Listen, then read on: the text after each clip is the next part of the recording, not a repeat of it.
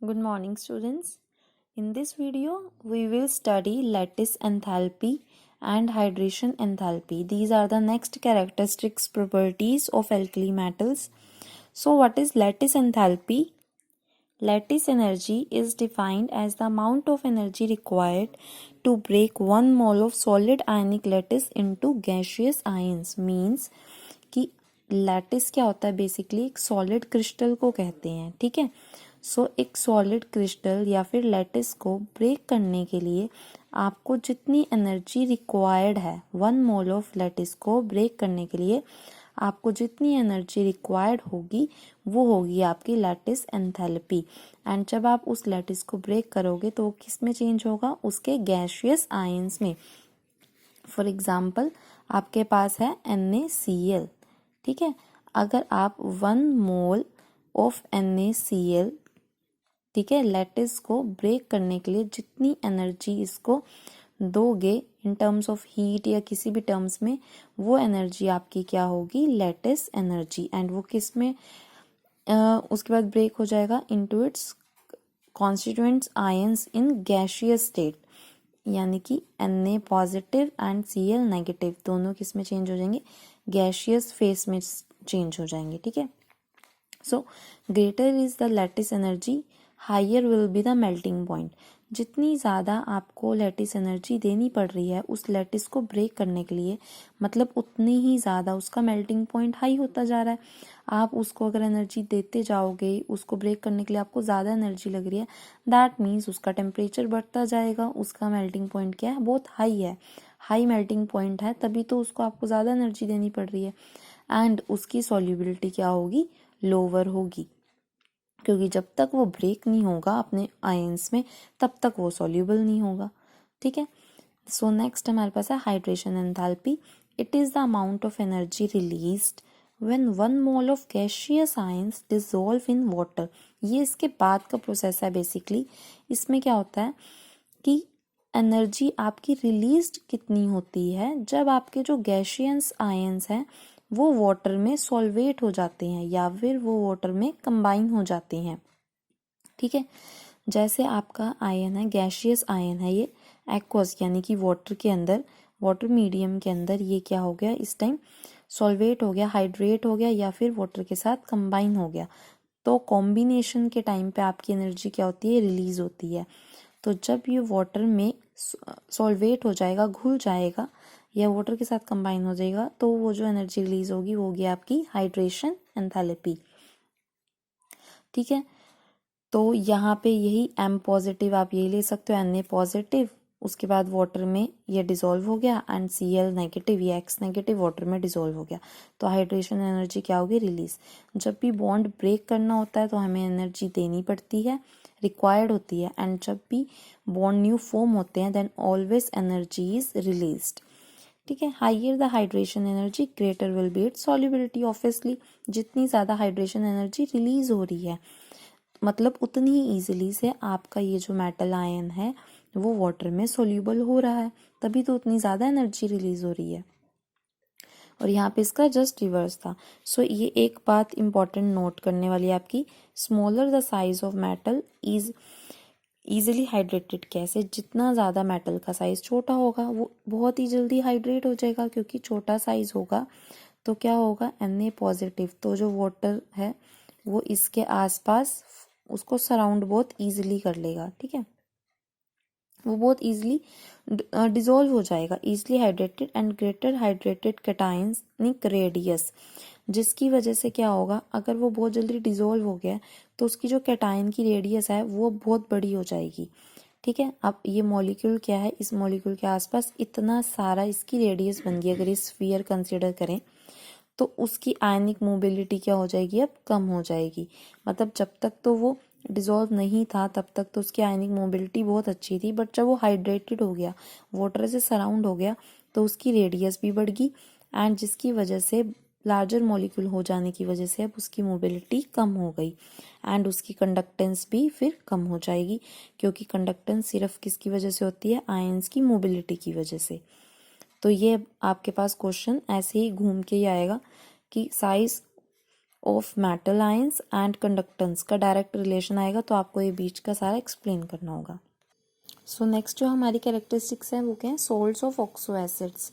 Alkali metals के जो salts होते हैं उनके ऑक्सो एसिड्स की कैरेक्टरिस्टिक्स, ठीक है। So oxo acids are those in which the acidic proton is on a hydroxyl group, ठीक है। यानी कि आपका जो हाइड्रोक्सल ग्रुप होता है वैसे तो वो क्या होता है, बेसिक नेचर होता है, बट अगर वो प्रोटोन एसिडिक है यानी कि हाइड्रोक्सल ग्रुप में से H पॉजिटिव डोनेट करेंगे तो वो एसिड्स कौन से होंगे, ऑक्सो एसिड्स। अब जो कार्बोनेट्स हैं हमारे एल्कली मेटल्स के आर क्वाइट स्टेबल, अभी इन्हीं के बताए हुए हैं हमारे पास और भी बहुत सारे, कि जैसे कार्बोनेट्स हैं, ठीक है, ये भी हमारे क्या है, एक टाइप का ऑक्सो एसिड है, क्योंकि जो ये कार्बोनेट है वैसे तो वो क्या होते हैं, हमारे बेसिस हैं, बट ये कार्बोनेट्स के साथ जो लिंक्ड हाइड्रोजन है वो हमारे पास H पॉजिटिव लूज करने की टेंडेंसी भी रखता है, यानी कि वो क्या है, H पॉजिटिव इस वजह लूज कर रहा है, इस वजह से ये क्या है, एक ऑक्सो एसिड भी है, ठीक है। सो जो कार्बोनेट्स हैं अल्कली मेटल्स के वो स्टेबल होते हैं towards heat except lithium, lithium को छोड़ के बाकी सब स्टेबल होते हैं। तो अगर लिथियम स्टेबल नहीं है तो यानी कि वो डिकम्पोज हो जाएगा फिर उसकी ऑक्साइड्स में and liberate carbon dioxide gas.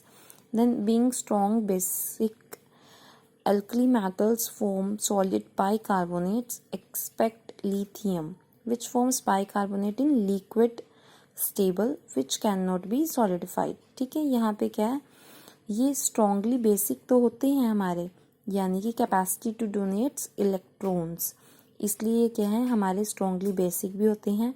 तो एल्कली मेटल्स बाइकार्बोनेट्स तो बनाते हैं बट लिथियम बाइकार्बोनेट नहीं बनाता, क्योंकि लिथियम बाइकार्बोनेट बनाता है बट लिक्विड स्टेट में, नॉट सॉलिड स्टेट में, एंड आप उसको सॉलिडिफाई भी नहीं कर पाओगे एंड ना ही उसकी हम एक्सट्रैक्शन कर पाएंगे, ठीक है। ऑल कार्बोनेट्स एंड बाइकार्बोनेट्स जो होते हैं वो सॉल्युबल होते हैं वाटर में एंड सॉल्युबिलिटी इंक्रीज करती है मूविंग डाउन द ग्रुप, वो रीजंस हम ऑलरेडी पढ़ चुके हैं। So students, we have completed all the characteristics properties of alkali metals. Now we have only theoretical part which is not most important but still आपके पास question अगर आएगा तो आपको अटेम्प्ट करना आना चाहिए उसमें से, जैसे एनोमलस बिहेवियर ऑफ लिथियम, तो ये आपको छोड़ के नहीं जाना है, बिल्कुल पढ़ना है, क्योंकि इसमें से छोटे छोटे क्वेश्चंस बन सकते हैं। तो थियोरेटिकल है तो I am preferring Pradeep's book for this, तो ये आप रीड कर सकते हो। इसमें क्या है, एनोमलस बिहेवियर है, लिथियम एनोमलस बिहेवियर क्यों शो करता है, पहले तो उसके रीजंस हैं, क्योंकि उसका साइज बहुत स्मॉल होता है, बाकियों का साइज उनके कंपैरेटिव क्या होता है, डाउन द ग्रुप जाते जाते इंक्रीज करता जाता है।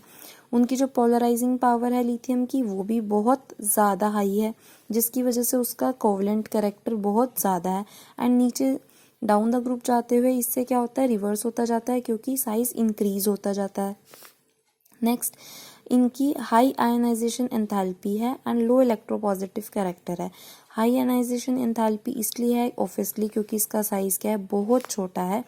यहाँ पे हमारी न्यूक्लियस के बाद 2 इलेक्ट्रॉन आते हैं, लिथियम के एटॉमिक नंबर 3 है, तो थर्ड आपकी सेकंड शेल में ये इलेक्ट्रॉन है, जिसकी वजह से ये न्यूक्लियस के बहुत पास है, इस वजह से ये इजीली इलेक्ट्रॉन भी लूज नहीं करता, तो इसकी आयनाइजेशन एंथैल्पी भी बहुत ज़्यादा है। बट जो हमारे हाइयर डाउन द ग्रुप जाते हुए शेल्स आती हैं वो नंबर ऑफ शेल्स इंक्रीज होती जाती हैं, आयनाइजेशन एंथैल्पी लो होती जाती है। सो ये 5 हमारे रीजंस हैं जिनकी वजह से लिथियम ग्रुप के बाकी एलिमेंट्स से अलग बिहेवियर, एनोमलस बिहेवियर शो करता है, ठीक है। एंड ये सब हम पढ़ चुके हैं, जितनी भी हमने प्रॉपर्टीज और कैरेक्टरिस्टिक्स पढ़ी हैं एल्कली मेटल्स की, उन सब में से लिथियम की कुछ ना कुछ डिफरेंट है, और वही सब ये डिफरेंट प्रॉपर्टी जो हम पढ़ के आ चुके हैं कैरेक्टरिस्टिक्स में, वही ये दोबारा सिर्फ लिथियम की लिखी हुई है कि वो अलग अलग क्या शो करती है। सो ये आपको रीड करने हैं ये प्रॉपर्टीज। फिर आते हैं हमारे पास diagonal relationship of lithium and magnesium. Diagonal relationship ये होती है कि आपका एक ग्रुप है, एक सेकंड ग्रुप है, ठीक है।